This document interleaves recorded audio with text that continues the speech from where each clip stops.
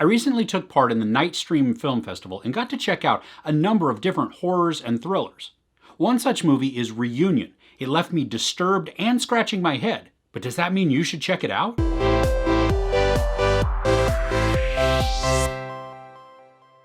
A pregnant woman returns to her family home to finish writing her academic book and to help her estranged mother pack up the house and get it ready to sell. While there, the mundane tasks take a turn towards the unnerving.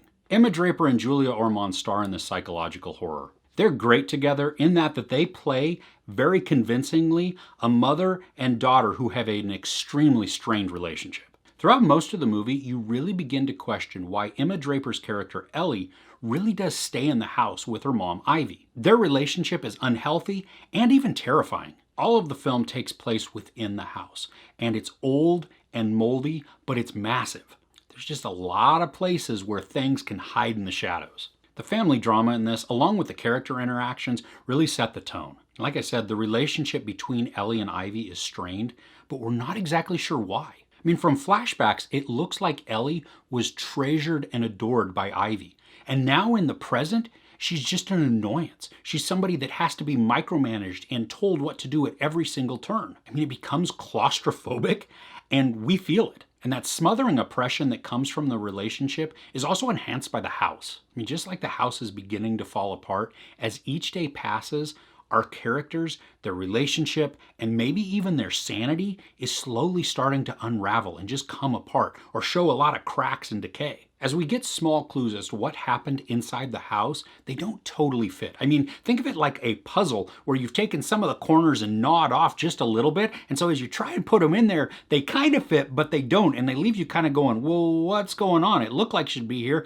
so now I'm confused. And I love how unsettling it is. I mean, I was confused through a large portion of this. But that's a really good thing. I mean, I was sitting there trying to figure out what was going on. Am I seeing things? And what is up with some of these visuals? Those visuals, they're odd and disturbing. I mean, some of it looks like liquid dropped into other liquid, or some chemical reactions or something that are overlaying the screen. And so what the heck am I watching? By the end, I'm questioning the sanity of everybody and this mounting sense of dread. But there's also this pressing urgency that I need to get out of the house, that I don't want to be in here anymore. Now, as the tension builds, we get a climax that I didn't see coming. I mean, it felt like it was a little bit out of left field.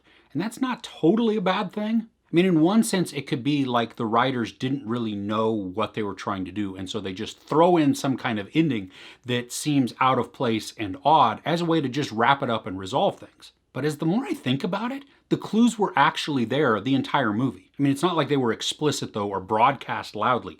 They were very subtle. They were hidden and sprinkled throughout in just tiny little bits here and there. So, in reality, the ending, that climax, it wasn't out of left field. It was there the entire time. So if you want to have the same experience that I had, then I would recommend not trying too hard to unravel all the pieces, to figure out all of the mysteries. Because I think that was some of the enjoyment and some of the fun of this, that I'm going along and I'm watching this movie. I mean, there's a lot of dread, there's a lot of freaky visuals, there's just uneasiness that builds throughout almost every scene. And then you couple that with the performances by Emma Draper and Julia Ormond, and them together, oh, great. I mean, outstanding.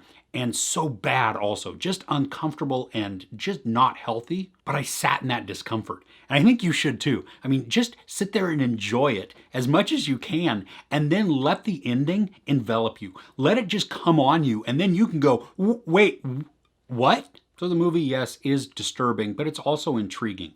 And the pace is slow, but it's deliberate. I mean, I say just let it suck you in and take hold of you, because it can. Now, at some point, I do want to watch this again and pick up on what I didn't see, what I missed, and just all of the clues that I think were there that lead me to the ending and the climax. But on my first go-round, I had a lot of fun. There's no sex or nudity, some profanity, and some disturbing violence.